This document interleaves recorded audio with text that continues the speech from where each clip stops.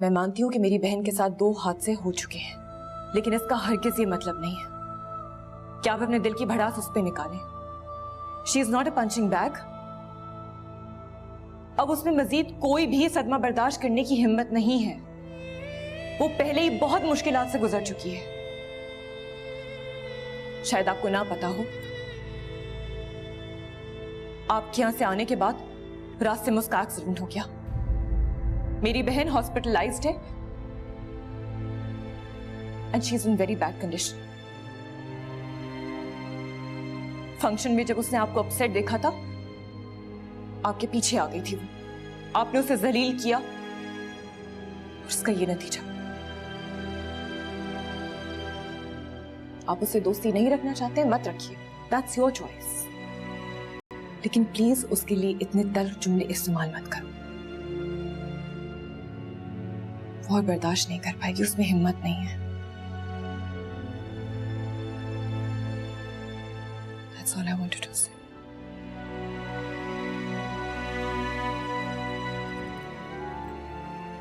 Goodbye.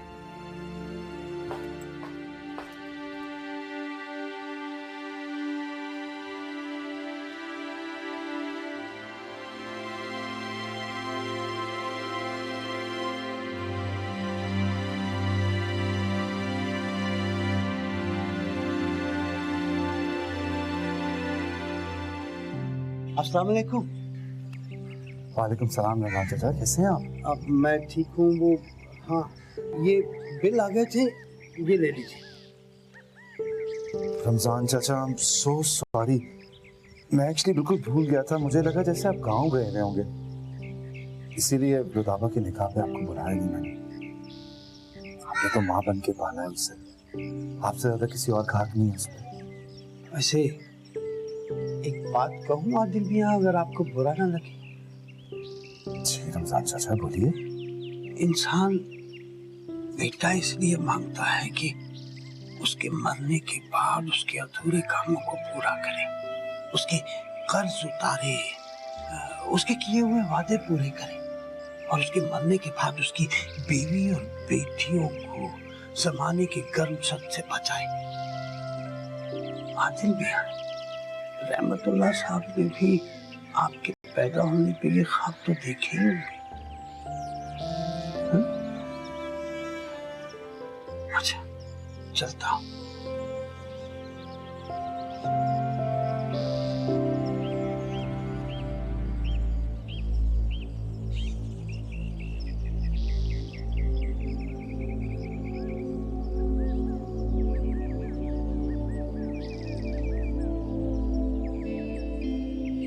What's wrong? क्या हुआ? Nothing. You okay? Yeah. चले? चल।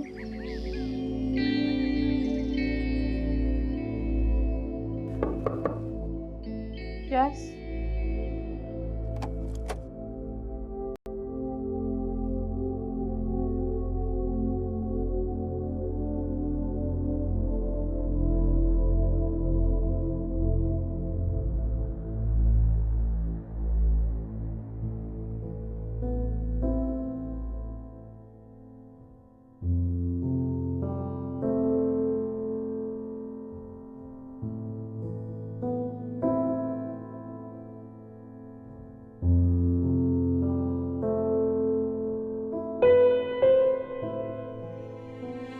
भाइयों अब्बा ने मेरी परवरिश में कोई कसर नहीं छोड़ी। मैं ऐसी लड़की हो ऐसी लड़की जो दो मर्दों के साथ दिल लगाती फिरे। मैं सिर्फ एक बात सोच के सह रही हूँ, क्योंकि मैंने सोचा कि मेरा भाई आएगा, मुझे प्रोटेक्ट करेगा।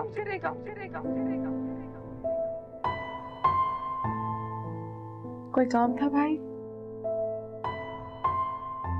नहीं।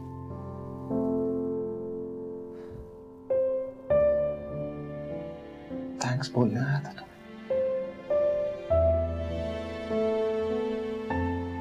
निकाह में हाँ बोल कर तुमने इतने सारे लोगों में मेरी इज्जत रख ली। तो मेरा फर्ज था।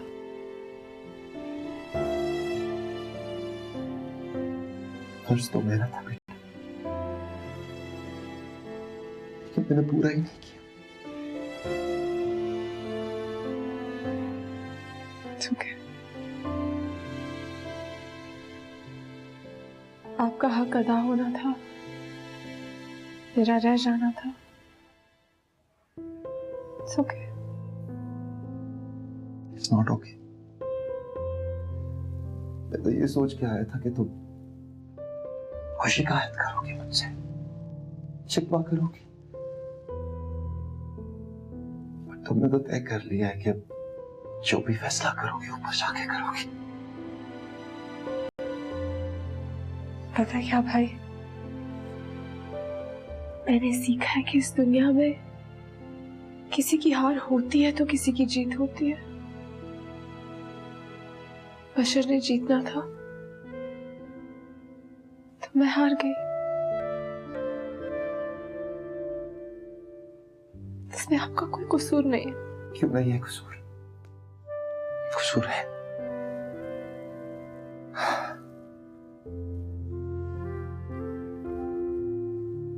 एक बात बताओ,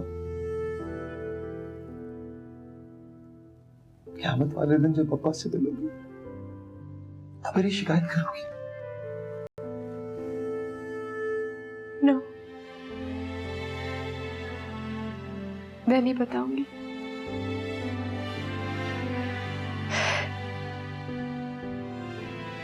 लेकिन उन्हें पता चल जाएगा।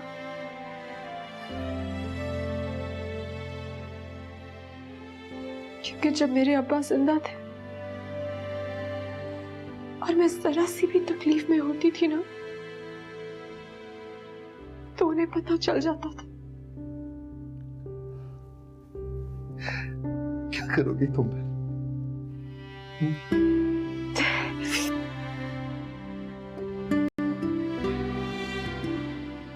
आपको याद है जब हम नए नए कराची शिफ्ट हुए थे, ब्लैक गेट वाला घर, उसके सामने एक पार्क होता था। पार्क का एक मोटा सा चौकीदार था, बड़ा स्केरी सा। और मुझे अभी भी याद है, उस पार्क की फेंस पे ना एक बोर्ड लगा होता था, यहां से फूल तोड़ना मना है।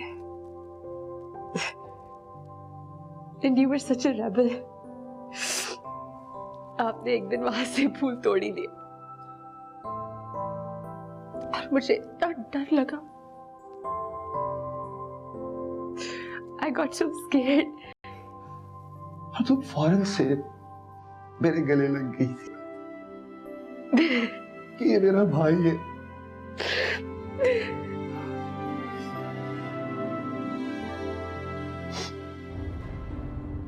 लेकिन अब्बा वो मोटा चौकीदार नहीं है, वो मुझे जरूर सजा दिलवाएंगे और उस दिन तुम मुझे नहीं बचा पाओगी। नहीं मिल पाएंगे। मैं उनसे कहूंगी कि मेरे भाई को माफ कर दे, क्योंकि मैंने अपने भाई को माफ कर दिया। Are you sure, Saira? Adil ने सारा ब्लेम अपने सर ले लिया है। कुछ मैंने और कुछ उसने। तैयबा के एक्सीडेंट का बताया उससे? ऑफ कोर्स मैंने बताया था। जब तैयबा के एक्सीडेंट का बताया और आदिल ने सारा ब्लेम अपने सर ले लिया, तो तैयबा के लिए उसके दिल में कोई सॉफ्ट कॉर्नर पैदा हुआ है? Not at all. उसको सिर्फ रुदाबा के छिन जाने की तकलीफ थी और कुछ भी नहीं। How is it possible? जब आदिल ने सब कुछ बता दिया और तैयबा के एक्सीडेंट का भी पता चल गया, तो उसके दिल में नरमी आनी चाहिए तैयबा के लिए। बशर, ये तुम्हारा बिजनेस नहीं है जहाँ पे तुम दो की दो चार कर लो। These are human emotions, you can't manipulate them so easily. And तक आप डिटरमिन नहीं कर सकते कि कौन जीत रहा है, कौन हार रहा है। और वैसे भी आदिल को सब समझ आ रही है। सोचने की इजाजत दी किसने उसे? बशर, वो मेरा शौहर है। मोहताज है वो मेरा। अगर बुलंद तैयबा से शादी करने पर तैयार हो जाता है, आदिल हमसे सवाल कर सकता है, एतराज कर सकता है। उसके सवालों का क्या जवाब देंगे हम लोग? उसके सवालों और एतराजात के एवज में उसका मुंह बंद कर चुका हूं। अगर ज्यादा लालच करेगा तो जो कुछ उसके पास है उससे भी जाएगा। शौहर को जूते की नोक पे नहीं रखा जाता है बशर। जहां पे बात तुम्हारी आ जाती है तो तुम इतना बेबस क्यों हो जाते हो रुदाबा को लेके? अगर हिम्मत है तो जाओ जाके उससे पूछो कि उससे तुम्हारी बहन का नाम कैसे लिया। जब उसने ईमेल की थी तब वो मेरी बीवी नहीं थी। मान लिया, आज वो तुम्हारी बीवी है। जाओ जाके उससे पूछो हॉस्पिटल क्यों नहीं आई तुम्हारी बहन से मिलने वो।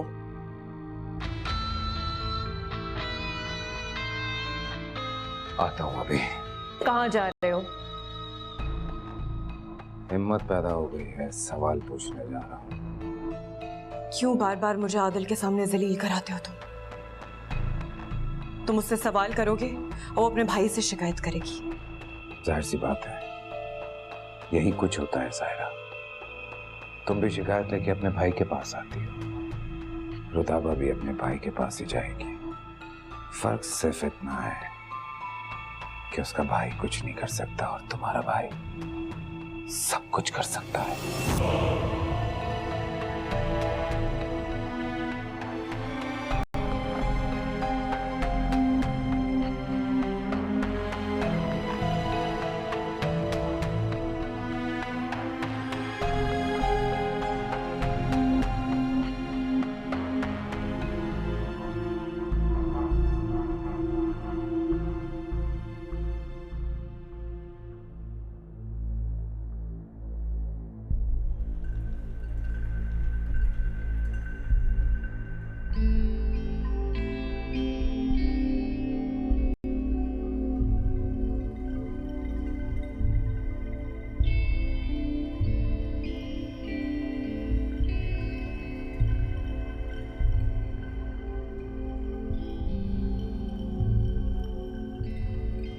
पागल लड़की इतना कीमती टाइम रोने पीटने की नजर कर देती है। बेवकूफ, जरा सी भी अकल होती तो मेरी मोहब्बत, मेरी दौलत और मेरे साथ का एक एक पल कैश कराती।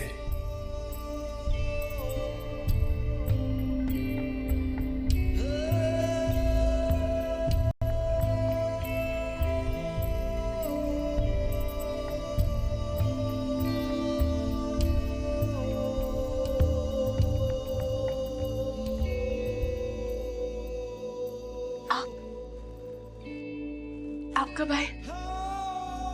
थोड़ी देर पहले, जब तुम बुलंद के लिए रो रही थी। मैं रो तो नहीं रही थी। अरे रे, तो क्या खुशी में तुम्हारा चेहरा भीग जाता है? रहने दो अपने बालों को। तुम्हारे चेहरे को परेशान करते हुए बाल मुझे अच्छे लगते। वैसे ये 3 लफ्ज बड़े खतरनाक होते हैं। बोलते ही ना इंसान की बोलती बंद हो जाती है। मैं तुम्हें सिर्फ ये कहने आया था कि तुम अच्छी बीवी साबित हुई। सीरियसली, हमारे स्कूल में एक टीचर थे। उनकी एक आदत थी, जब उन्हें कोई बच्चा अच्छा लगता था तो उसे बिला वजह एक्स्ट्रा मार्क्स दे दिया करते थे। कभी उसके मैनर्स के, कभी उसके अटेंडेंस के, कभी उसकी पंक्चुअलिटी के। बेशक वो किसी एक सब्जेक्ट में वीक हो, लेकिन इतने मार्क्स उसे मिल जाया करते थे कि वो बच्चा अच्छे नंबरों से पास हो जाता। बिल्कुल उसी तरह से मैंने भी उनसे एक बात सीखी, जब कोई इंसान आपको अच्छा लगे तो उसे एक्स्ट्रा मार्क्स दे दो। तो मैं तुम्हें भी बहुत ज्यादा मार्क्स देता हूं, ताकि तुम दुनिया की हर बीवी से अच्छी बीवी साबित हो। हालांकि मुझे पता है कि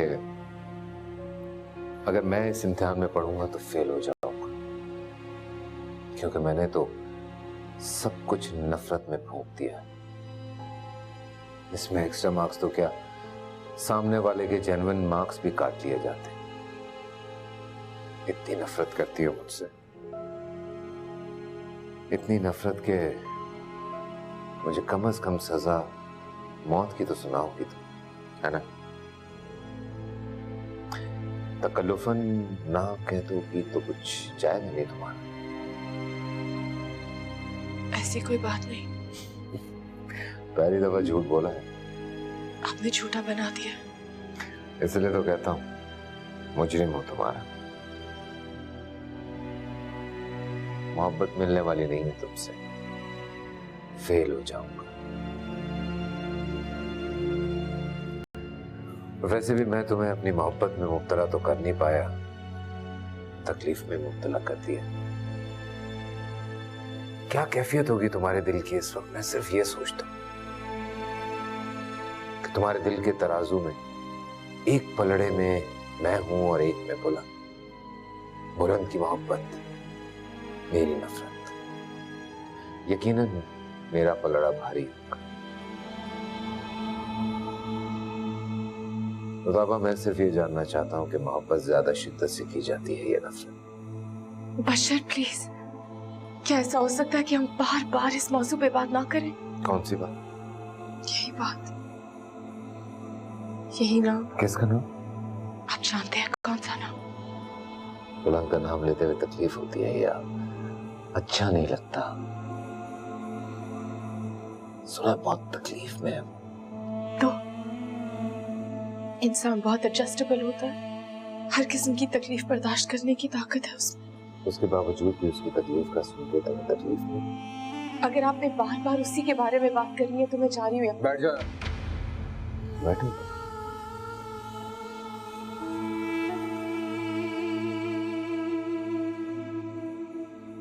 अच्छा, तुम चाहती हो कि उसका जिक्र अब हमारे दरमियान में, राइट? ठीक है, इंसाफ से फैसला करो। आजाद कर दो उस गरीब को अपने जिक्र से, नहीं तो जब तक जिएगा वो तुम्हारे लिए रोता रहेगा। हालांकि मैंने तो पूरा बंदोबस्त किया था कि उसे तुमसे नफरत हो जाए। अगर मोहब्बत ना मिले तो उसे नफरत में बदल के छोड़ देना चाहिए, वरना यही मोहब्बत जहर बन के रगों में दौड़ती रहती।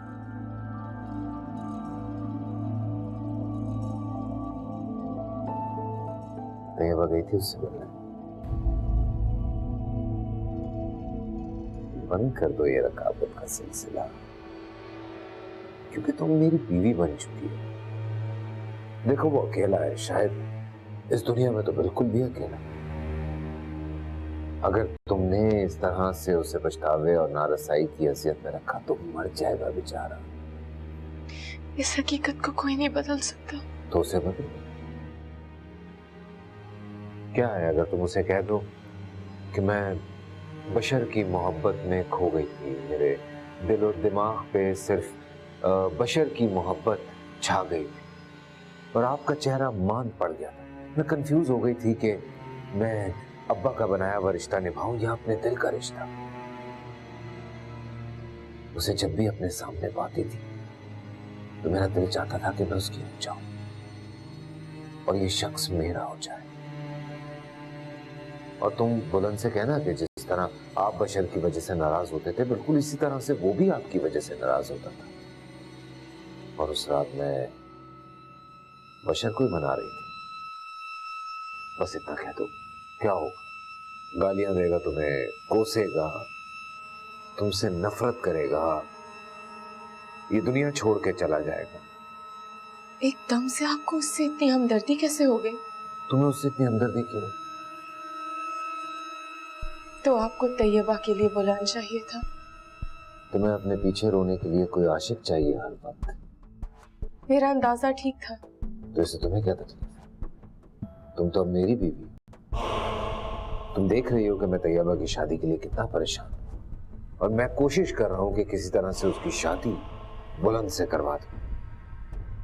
बुलंद का तुम्हारी जिंदगी से तो कोई लेना देना नहीं रही। मेरी बहन, उसका घर बच जाएगा और तैयबा आई एम श्योर उसे समेट लेगी। तो बाबा, तुम्हारे पास मैं और मेरे पास तुम, हमारी जिंदगी बदल जाएगी। मैं बहुत परेशान हूं और इस परेशानी में अगर मेरी बीवी मेरा साथ नहीं देगी तो कौन देगा? बोलो, दोगी मेरा साथ? रुदाबा, खुशियां सिर्फ हासिल नहीं करनी होती। असल खुशी तो तब होती है जब आप किसी को खुशी देते हैं। और शौहरों को खुश करने के लिए हर बात सिर्फ दिल में सोची नहीं जाती, कभी कभी लफ्जों का इस्तेमाल भी करना पड़ता है।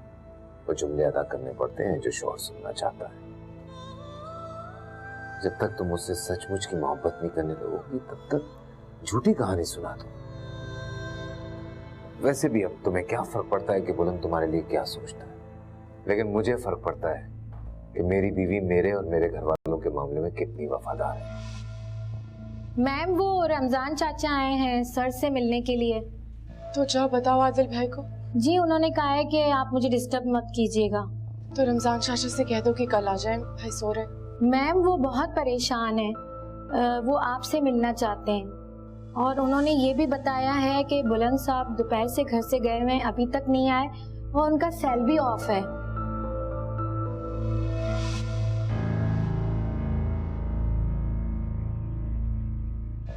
तो मैं क्या कर सकती हूँ? जाओ भेज दो रमजान चाचा को। अच्छा जी।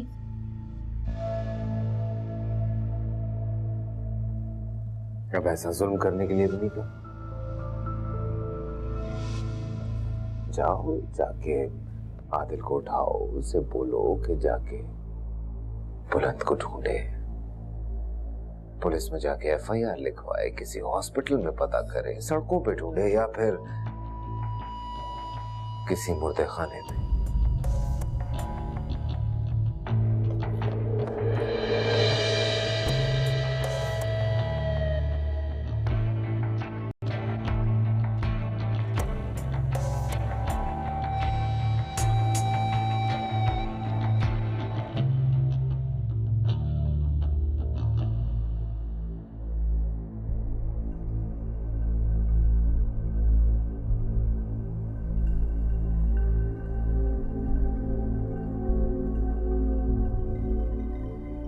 भाई आप?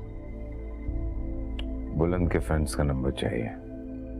बुलंद के फ्रेंड्स का नंबर क्यों चाहिए आपको? कुछ पता करना है। क्या पता करना है?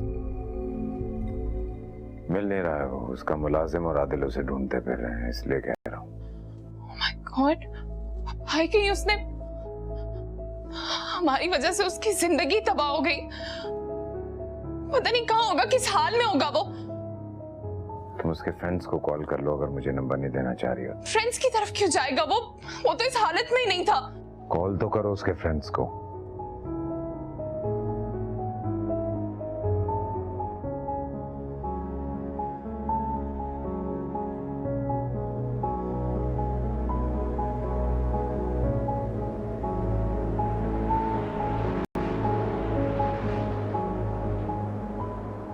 भाई वो तो कहीं भी नहीं है, किसी को नहीं पता कि वो पाकिस्तान आया था।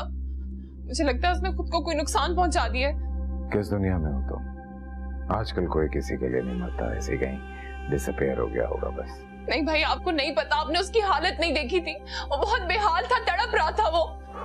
रिलैक्स हो जाओ, कुछ नहीं होता, मैं आता हूँ अभी। आप कहाँ जा रहे हैं? आप प्लीज अभी मत जाए, मुझे बहुत घबराहट हो रही है।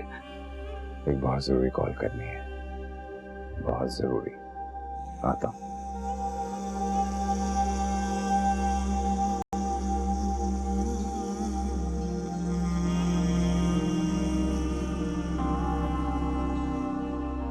नहीं यार, पता किया है सारे दोस्तों से, वो किसी दोस्त के साथ भी नहीं है।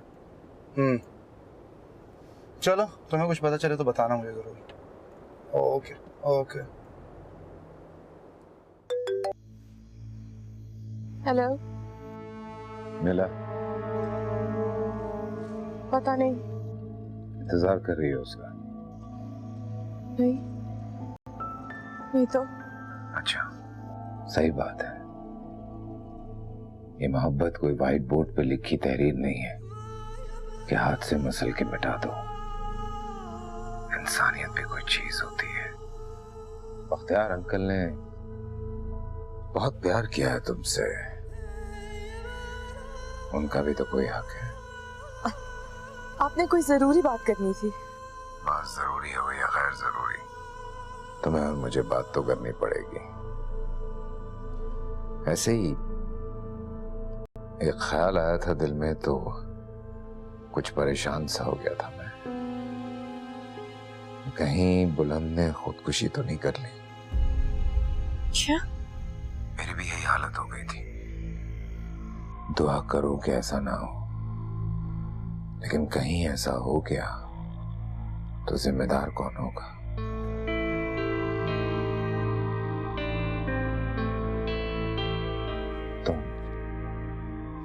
या मैं, यकीनन तुम, क्योंकि मैंने उसे धोखा दिया है।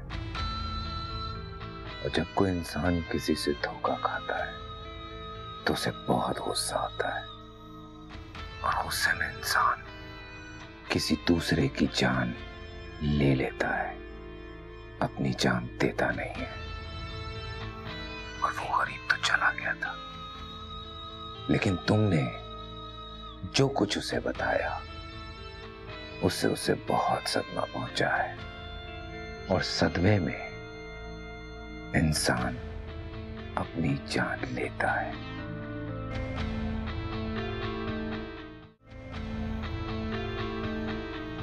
किससे बात कर रही हो? बशर। तुम्हारे मुंह से अपना नाम सुन के आज ऐसा लगा जैसे पहली बार किसी ने मुझे पुकारा है।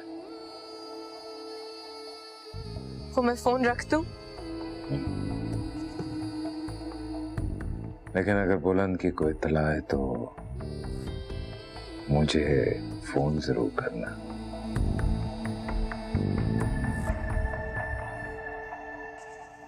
मैं समझी आदिल का फोन था। शायद उसने बुलंद के बारे में कुछ बताने के लिए फोन किया होगा कि वो कहाँ चला गया। कहाँ चला गया? कहीं वो अमेरिका तो नहीं चला गया? इधर आओ।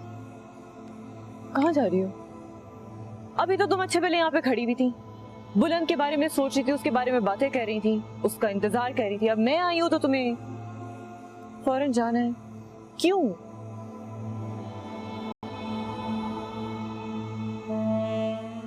तुम अपने दिल का हाल मुझसे क्यों छुपाना चाहती हो?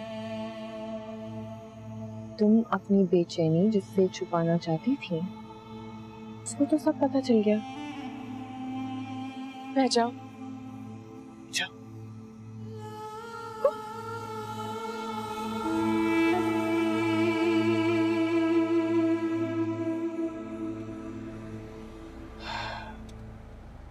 ठीक है रमजान चाचा, अब आप घर जाइए और बुलंद से कोई राब्ता हो तो मुझे ज़रूर बता दीजिए। मुझे यकीन है वो ज़रूर घर आ जाएगा। हो सकता है किसी ऐसे दोस्त की तरफ गया हो जिसका हमें ना पता हो। बहरहाल सुबह तक का इंतजार तो करना ही पड़ेगा। हाँ ठीक है, अगर आपको आदिल मियाँ कोई इतला मिले तो मुझे जरूर बता दीजिए। देखिए ना, बिन माँ बाप का बच्चा है, बस अल्लाह पाक उसे अपनी हिफ्ज़ो मान में रखे। ना परेशान हो। अच्छा, अल्लाह हाफ़िज़। अल्लाह हाफ़िज़। अल्लाह हाफ़िज़।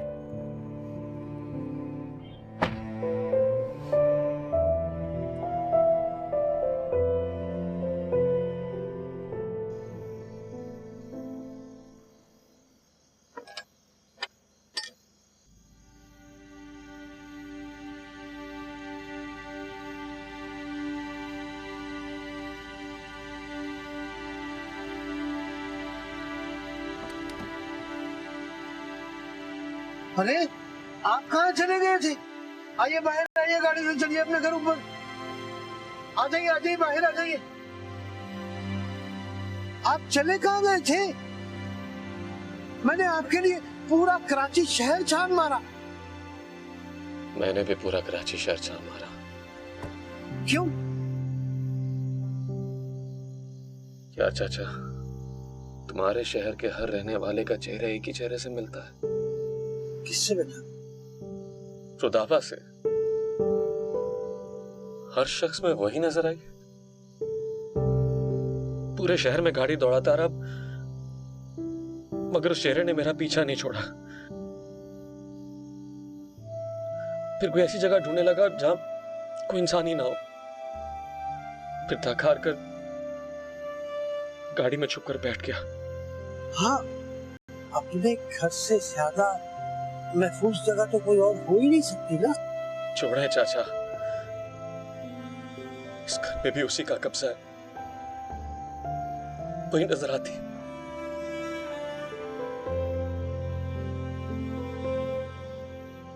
हर चेहरा कहता है कि वो झूठी है, मगर दिल कहता है कि वो सच्ची है। दिल के एक कोने से आवाज आती है कि उससे नफरत करो, दूसरे कोने से आवाज आती है कि वो गरीब तो हमदर्दी की मुस्तहिक थी। समझ नहीं आती मैंने ज्यादती की है या मेरे साथ ज्यादती हुई है।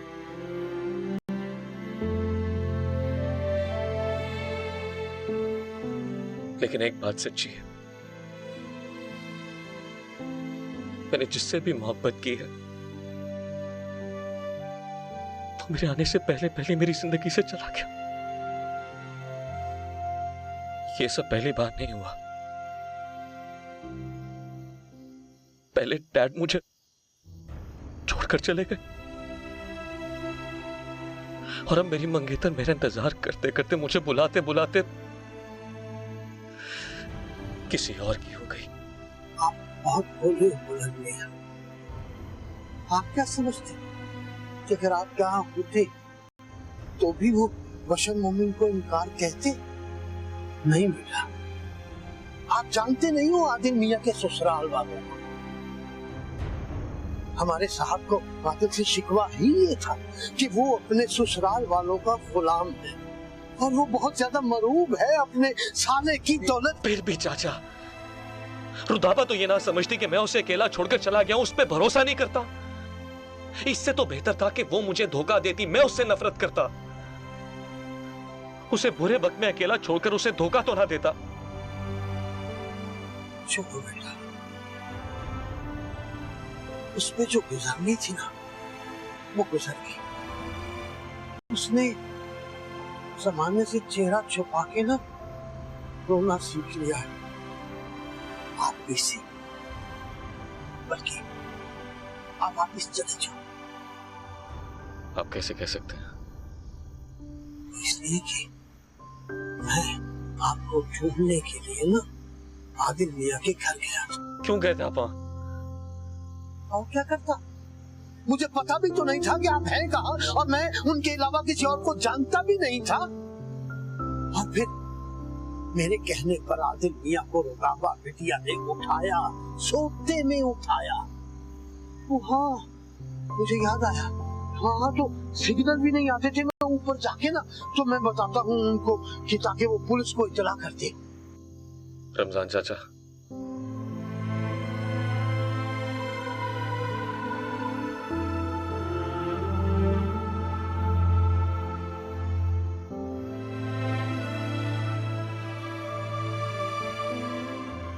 वो मेरे लिए परेशान हुई थी।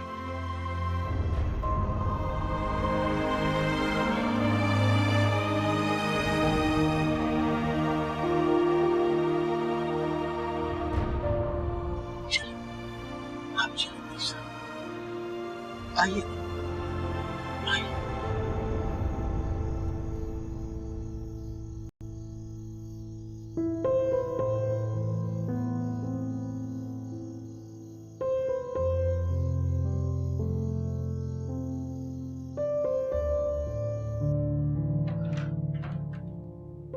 Hey Saira. Hello, you back? Yeah. तुम क्यों जाग रही हो? व्हाट डू यू मीन मैं क्यों जाग रही हूँ? मुझे परेशानी हो रही थी, that's why I was awake. तुम सो जाओ, मैं आता हूँ। इस वक्त कहाँ जा रहे हो? It's so let. फिर कहते हो कि आई एम फीलिंग सिक। मुझे नींद नहीं आती है, मेरा रेस्ट पूरा नहीं होता है। मुझे रुदाबा से बात करनी है। Rudaba is fine. Saira, I need to talk to her. Go sleep. I'm coming.